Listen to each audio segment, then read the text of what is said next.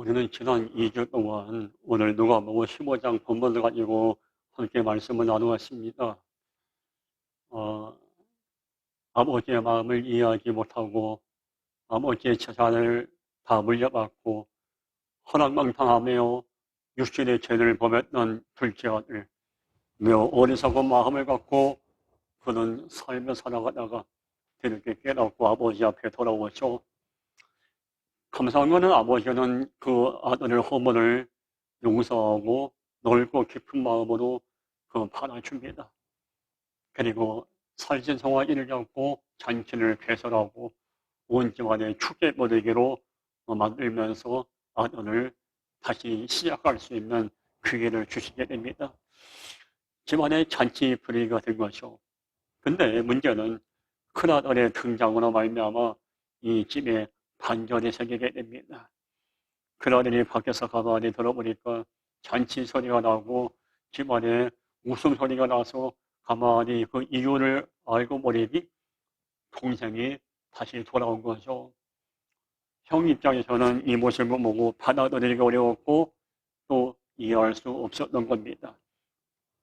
오늘 본문에서 형의 마음이 잘 기록되어 있는데 큰 아들의 모습을 보면서 우리들의 모습을 우리가 한번 생각해 볼 수가 있습니다. 먼저 오늘 누가복음 15장 28절 보면은 그가 노하여 들어가고자 하지 아니하거늘 아버지가 나와 권하네라고 기록했어요. 여기 보면 노하여 큰아들이 이 아버지가 동생을 맞이하고 잔치를 베푼 걸 보고 화가 난 거예요. 불이라고 견딜 수 없는 거예요. 이유가 뭐냐면은 이 큰아들은 아버지에 대한 서운한 마음이 있었던 거예요. 동생에 대한 미움이 있었던 겁니다. 오늘 누가복음 15장 29절 보면은 큰아들은 아버지에게 말합니다. 아버지는 평상시에 나에게 염소새끼 한 마리 잡아서 잔치를 베풀어 주지 않았는데 어떻게 저 동생놈을 위해서 이렇게 살찐 성화를 잡고 이렇게 잔치를 베풀 수 있냐? 받아들이기 어렵다. 그리고 아버지는 내 친구들을 초대해서 잔치를 베푼 적이 없는데 아버지의 마음을 아프게 한 저 둘째 놈을 위해서 왜 잔치를 베푸냐? 이것도 이해할 수 없다. 그래서 이 큰아들은 아버지에게 자신의 마음을 표현하면서 은근히 자기를 위해서 염소새끼 한번 잡아주지 않고 잔치를 베풀어 주지 않았던 아버지에 대해서 서운한 마음을 표현하게 됩니다. 어떻게 보면은 큰아들 마음은 이해가 가죠. 이해할 수 있는 부분이에요. 열심히 일했는데 아버지가 염소새끼 한 마리 잡아서 잔치 한번 베풀어 주지 않았는데 동생한테는 파격적으로 사랑을 베풀어 주니 마음이 질투하는 마음이 있고 어찌됐든지 마음이 편하진 않죠. 서운할 수가 있는 거죠. 그런데 한번 가만히 더 생각해 볼 것은 이 아들의 모습을 보면서 한 가지 안타까움을 우리가 찾아볼 수가 있어요. 이 큰아들은 아버지에 대한 진실된 마음, 아버지를 진실된 마음으로 사랑하지 않았던 겁니다. 평상시에 정말 아버지를 진실된 마음으로 사랑했다면 아버지가 어떻게 하든지 간에 그걸 긍정적으로 받아들일 것입니다. 근데 아버지에 대한 사랑이 진실되지 않고 아버지의 유산만 바라보고 집에서 일을 해왔기에 아버지의 이런 모습을 받아들이기 어려웠던 거예요. 또한 이 아들은 동생을 진실된 마음으로 사랑하지 않았어요. 내 동생, 내 가족으로 본 건 아니에요. 단순하게 아버지의 재산을 나눠 가져야 할 경쟁자, 상대자로 본 거예요. 큰아들이 어리석으면 동생과 아버지, 가족을 진심으로 사랑하지 않았던 겁니다. 오늘 이 큰아들의 모습을 보면서 우리는 우리의 모습을 한번 돌아볼 필요가 있습니다. 우리는 하나님 아버지를 정말 진실된 모습으로 사랑하고 있고 섬기고 있습니까? 오늘 진실된 사랑과 섬김과 존경이 과연 내 안에 있는가 한번 가만히 한번 생각해 볼 필요가 있습니다. 하나님이 우리가 정말 하나님을 진실되게 사랑하고 있다면 하나님이 응답을 안 주시든 내 삶을 복되게 인도하는 그렇게 하지 않던 우리는 서운한 마음을 품지 않을 겁니다. 우리의 마음에 하나님을 향한 진실된 마음이 없기 때문에 하나님의 침묵하시거나 내 뜻대로 내 인생이 진행되지 아니할 때 우리는 서운한 마음을 표현하고 우리는 인간적인 생각을 앞세울 때가 얼마나 많이 있는 줄 모릅니다. 정말 순수한 마음으로 하나님을 바라보고 순수한 마음으로 하나님을 사랑한다면 하나님이 어떻게 하시든지 간에 우리는 그걸 은혜로 받아들일 것입니다. 문제는 우리의 마음의 자세가 오늘 누가복음 15장에는 큰 아들처럼 진실이 교례된 상태에서 하나님 아버지를 대하니까 조그만 문제와 어려움을 만나고 하나님을 원망하고 하나님을 버릴 때가 얼마나 많습니까? 요한일서 3장 18절에 보면은 자녀들아 우리가 말과 혀로만 사랑하지 말고 행함과 진실함으로 하자는 말씀이 있어요. 말로는 어른으로 사랑한다 말할 수 있어요. 저도 말로 여러분 사랑한다, 권사님, 집사님 사랑합니다 말할 수 있어요. 말로 하는 사랑은 누구나 할 수 있어요. 말로만 하는 사랑이 아니라 진심이 담겨져 있는 사랑의 표현이 우리에게 필요한 겁니다.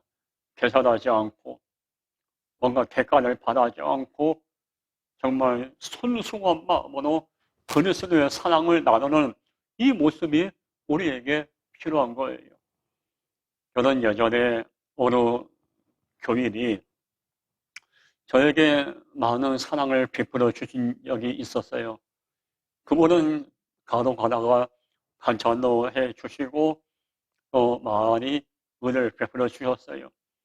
그러나 제가 과분할 정도로 사랑을 받았지만 한쪽으로 마음은 좀 부담이 됐었어요. 뭔가 그 마음이 제가 생각한 거하고 좀 달랐어요. 진실한 마음보다는 뭔가 책임과 의무에 사로잡혀서 저를 섬기게 된 것 같은 느낌을 받았기에 제가 좀 마음이 좀 무거웠습니다. 반면에 제가 교회 여러 가지 재정적으로 어려울 때 3년 가까이 평공비를 받지 않고 그렇게 지냈던 적이 있었습니다. 그때 어느 어르신 부부께서 3년 가까이 매월 저에게 항공비로 쓰라고 도서비 삼아, 항공비 삼아 매월 저에게 이제 도서비를, 항공비를 주신 적이 있었습니다. 그 어르신들은 정말 순수한 마음으로 진실된 마음으로 저에게 이렇게 많은 사랑을 베풀어 주셨어요. 그분들의 그 어르신 부부의 그 헌신과 사랑은 전 잊지 못할 거예요. 돈 때문에가 아니라 진심이 담겨져 있는 뭔가 대가를 바라지 않고 책임과 의의에 사로잡히지 않고 정말 주의 영을 섬기려고 하는 그 어르신들의 그 아름다운 마음, 거기에 제가 정말 많이 감동을 받았습니다. 우리 이 땅에 살아가는 동안에 많은 자들에게 사랑을 베풀고 도움을 줄 때가 참 많죠. 귀하고 아름다운 일이에요. 중요한 것은 우리가 누군가에게 이렇게 손을 내밀어 사랑을 나눌 때 진실함으로 해야 합니다. 대가를 받아서는 안 되고 또한 우리는 계산을 앞세워서는 안 되는 거예요. 오늘 누가복음 15장에 기록되어 있는 큰아들이 바로 그러한 거예요. 아버지의 집에 일하면서 마음에 서운함이 쌓이고 쌓였던 것은 아버지에 대한 사랑과 존경이 없고 진실된 마음이 없으니까 계속 서운함만 쌓였던 게 이게 동생이 돌아오고 난 다음에 터져버린 거예요. 큰아들 마음에는 아버지의 마음을 헤아리는 성숙한 마음이 없었어요. 누가복음 6장 38절 보면 주라 그리하면 너에게 줄 것이니 고후히 되어 노르고 흔들어 넘치도록 하여 너에게 안겨 주리라. 너희가 헤아리는 그 헤아림으로 너희도 헤아림을 도로 받을 것이리라 그랬어요. 헤아리는 마음, 우리가 누군가의 마음을 헤아리고 이해할래 또 우리는 누군가에게 헤아림을 받습니다. 한 번밖에 살지 못하는 인생, 누군가의 마음을 헤아리고 보듬어주고 누군가의 마음을 이해해 준다는 얼마나 복되고 아름다운 마음입니까? 인생입니까? 오늘 큰아들은 이런 인생이 아니었어요. 아버지의 마음을 헤아리지 않았고 동생을 그의 허물과 죄를 덮어주려는 마음은 전혀 없었어요. 정말 우리가 삶을 살아가는 동안에 많은 사람들의 모습을 보면서 상당히 허점과 죄를 악의 모습을 볼 때가 많아요. 그때 우리는 너무 쉽게 상대방을 정죄하고 판단합니다. 하나님의 사랑이 아니에요. 정말 우리가 하나님의 사람이라면 상대방이 죄가 있고 허물이 있을 때 마음으로 헤아리고 덮어줄 수 있는 이런 성숙한 모습이 우리에게 필요한 거예요. 베드로전서 4장 8절에 보면은 무엇보다도 뜨겁게 서로 사랑할지니 사랑은 허다한 죄를 덮느니라. 여기는 저도 죄를 범할 때가 많고 누구든지 죄를 범할 때가 많습니다.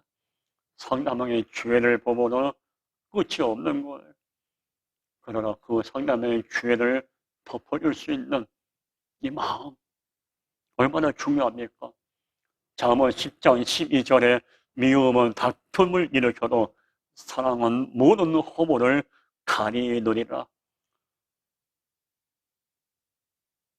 모든 사람들은 허물이 다 있어요. 허물 없는 사람이 어디 있어요? 다 허물이 있지. 저도 허물이 있고 여러분도 허물 다 있고 누구든지 다 약점과 허물이 다 있어요. 그 허물을 하나님의 마음을 품고 예수님의 마음으로 허물을 덮어낼 수 있는 천명의 사랑이 지금 우리들에게 필요한 것입니다. 상대방의 약점을 끄집어내고 상대방을 괴롭히는 것이 아니라 그가 이 죄를 덮어내고 허물을 가릴 수 있는 이런 주님의 마음, 헤아리는 마음이 필요합니다. 요즘은 어떻습니까? 시간이 갈수록 사랑이 내 마음에 완악해지고 거칠어지고 있습니다. 배려, 이해, 양보, 순수한 사랑을 찾아보기 어려운 시대예요. 이럴 때 우리 그리스도인들은 죄를 덮어주고 상대방의 허물을 덮어주면서 사랑의 파장을 일으킬 수 있는 이런 아름다운 모습을, 아름다운 삶을 살아갈 수 있어야 하는 것입니다. 오늘 누가복음 15장 31절에 보면은 아버지가 이르되 예 너는 항상 나와 함께 있으니 내 것이 다 내 것이로되. 아버지는 큰아들에게 서운한 얘기를 듣고 그 서운한 얘기를 듣고 아버지는 그 큰아들을 책망하지 않습니다. 가만히 생각해보니까 큰아들을 위해서 염소 새끼 한 마리 잡아서 잔치를 베풀어 주지 않았거든요. 그러니까 아버지는 내 입장이 아니라 상대방 입장을 생각한 거예요. 큰아들 입장을 생각하니까 얘가 얼마든지 그동안 서운할 수 있었겠구나는 생각을 하게 됩니다. 얼마든지 나 때문에 마음이 아팠겠구나 하고 아버지는 아들의 마음을 이해하고 아버지는 아들의 생각을 존중해 줍니다. 책망하지 않고 오히려 그를 따뜻하게 위로해주고 어루만져 줍니다. 이게 아버지의 마음입니다. 아버지가 만약에 야 이놈아 내가 너 여기서 새끼 한 마리 안 잡아줬다고 그 서운하냐? 너 정말 그럴 수가 있냐? 이렇게 말을 했다면은 그나 너는 더 상처받았을 겁니다. 근데 아버지는 진실의 마음으로 그동안 서운한 마음으로 마음이 숨어뒀던 아들의 마음을 헤아릴 뿐만 아니라 따뜻하게 품어줍니다. 이것이 지금 우리들이 품어야 할 마음이에요.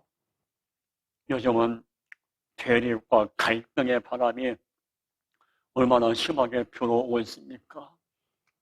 비난하고 인신 공격하고 정죄하고 모함하고 결국 이것 때문에 공동체가 얼마나 많이 몸살을 앓고 있습니까? 한 번밖에 살지 못하는 인생을 누군가를 공격하고 비난한다는 게 얼마나 안타까운 인생이에요. 또한 우리는 그 마음속에는 어떤 마음이 있는 거예요? 상대방의 마음을 헤아리지 않는 마음, 상대방을 이해하는 마음이 없기 때문에 그래요. 우리는 이 오늘 누가복음 15장에 나오는 아버지의 마음을 품어야 돼요. 누군가가 나 때문에 서운할 수 있었겠구나. 그 사람이 나 때문에 상처를 받을 수도 있겠다. 누군가가 나 때문에 마음이 힘들 수도 있다라고 생각할 수 있어야 돼요. 내 남편이, 내 아내가, 내 부모가, 내 자녀들이 내 말과 내 행동 때문에 큰 상처를 받을 수 있다는 것도 인정해야 돼요. 인정하지 아니하면 대인관계는 깨지고 파괴가 되는 거예요. 아버지는 서운한 마음을 품었던 아들의 마음을 인정하고 받아들이고 그걸 품었던 거예요. 부부관계가 왜 깨집니까? 서로를 인정하지 않기 때문에 깨지는 거예요. 왜 부부가운데 금이 갑니까? 상대방의 서운한 마음을 품어주지 않고 내 서운한 것만 표현하니까 부부관계가 깨지는 거예요. 교회도 마찬가지예요. 목사와 교회들 사이에도 서로 서운한 마음만 표현했지 나 때문에 목사님이 성도가 서운했겠다는 마음을 품지 아니하니까 교회가 시끄러워지고 갈등을 경험하는 거예요. 1993년도에 지존파라는 아주 유명한 연쇄 살인범이 있었습니다. 이 지존파 가운데 김영원이라는 사람은 마지막 이제 재판을 받기 전에 사람을 더 죽이지 못한 것이 한이 맺힌다. 그리고 김영원 이 사람은 지존파였던 이 사람은 자기의 엄마를 어머니를 죽이지 못한 게 한이 맺힌다고 하면서 재판을 받고 그리고 사형 수감에서 삶을 마감했습니다. 김영환 지존파 이 사람이 왜 잔인하게 사람을 죽이고 어머니에 대한 분노의 마음, 저주의 마음을 품었을까? 이 사람을 구속된 이후에 상담 심리한 상담가에 의하면은 이 김영환 지존파는 어릴 때 어머니에게 한 번도 따뜻한 말을 들어본 적이 없답니다. 어머니에게 기대고 싶고 어머니의 따뜻한 품에 안기고 싶었는데 엄마는 한 번도 이 아들을 품어주지 않고 거부한 거예요. 결국 이 아들은 어릴 때부터 엄마의 사랑을 받지 못하고 사랑에 갈급하다 보니까 결국 마음에 상처가 쌓이게 돼요. 그러는 중에 엄마가 바람을 피우게 됩니다. 바람을 피우는 엄마의 모습을 보면서 김영호는 여자에 대한 분노, 배신감을 품고 그때부터 사람을 죽이겠다, 여자를 죽이겠다는 마음을 품게 됩니다. 그래서 결국 1993년, 94년도 1년 가까이 많은 사람을 잔인하게 죽이는 지존파가 된 거예요. 그분은 상담했던 상담 심리사 교수께서 이런 말을 하셨어요. 부모님이 어릴 때 어머니에게 따뜻한 말을 들었다면 그렇게 살인자가 되지 않으실 것을. 만약에 누가복음 15장에 나오는 아버지처럼 그 김영원 지존파도 어머니한테 따뜻한 위로의 말을 들었다면 그렇게 인생이 무너지진 않으실 거란 말이죠. 우리 믿음의 부모들은 오늘 누가복음 15장에 나오는 아버지의 마음을 품어야 합니다. 저도 집에서 우리 아이들과 함께 있을 때 참 아이들한테 미안할 때가 많아요. 교회에서는 거룩한 척 할 수 있지만 집에서 저도 모르게 화를 낼 때가 있고 저도 해서는 안 되는 말을 할 때가 있어서 그런 저의 모습 때문에 우리 애들이 상처받을 때가 많아요. 누가복음 15장에 있는 이 아버지의 마음을 품지 못할 때가 많아요. 자녀들의 서운함을 품어줄 수 있고 자녀들의 이 마음에 갖고 있는 아픔을 이해할 수 있어야 하는데 우리 부모들에게 이런 마음이 정말 필요한 거예요. 그래서 오늘 감사한 거는 누가복음 15장 31절에 이 아버지는 아들에게 이렇게 말합니다. 내 것이 다 네 것 아니냐? 그 얘기를 하죠. 무슨 얘기예요?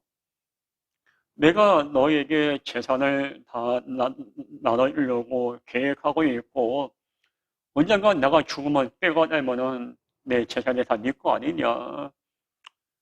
좀 기다리면은 내가 너를 위해서 다 내어줄 건데 이런 말을 해요. 근데 오늘 본문을 보면은 15장 31절에 보면은 내 것이 다 내 것이로네. 근데 한 가지 우리가 마음에 담을 것은 얼마 전에 둘째 아들이 아버지한테 재산을 요구할 때 아버지는 큰아들, 작은아들한테 다 각각 재산을 다 나눠준 적이 있거든요. 누가복음 15장 12절 보면은 아버지가 그 살림을 각각 나누어 주었더니 이미 재산을 다 나눠줬어요. 근데 오늘 누가복음 15장 31절에 아버지는 또 내 것이 다 네 거 아니냐? 뭐예요? 아버지는 아직까지 큰아들에게 남겨줄 재산이 있었다는 얘기예요. 이스라엘 민족은 유대인들은 차남보다 장남에게 더 많은 축복을 베풀고 또 많은 특권을 베풀어서 아버지는 마찬가지예요.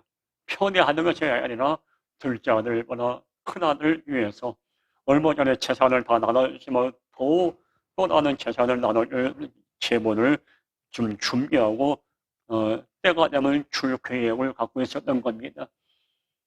큰아들은 이 아버지의 생각, 아버지의 계획을 뒤늦게 깨닫고 자신의 어린 작업을 깨닫고 아버지의 모습에 감동받게 됩니다. 그러면서 큰아들은 이런 마음을 품게 됩니다. 내가 기다리면 아버지의 재산과 아버지의 사랑이 다 내 것인데 내가 왜 기다리지 못했지? 기다리지 못했던 자신의 모습을 깨닫게 됩니다. 아버지의 마음을 헤아리지 못했던 자신의 허물도 깨닫게 됩니다. 여러분, 우리들에게도 기다림이 필요합니다. 하나님께서 나에게 은혜를 베푸시려를 기다리고 하나님께서 내 삶을 아는 맞게 인도하실 그 날을 기다릴 수 있어야 돼요.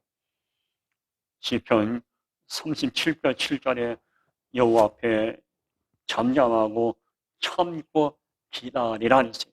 기다리라 했어요. 우리는 조금만 기다리면 되는데 조금만 참고 인내하면 되는데 기다리지 못해요.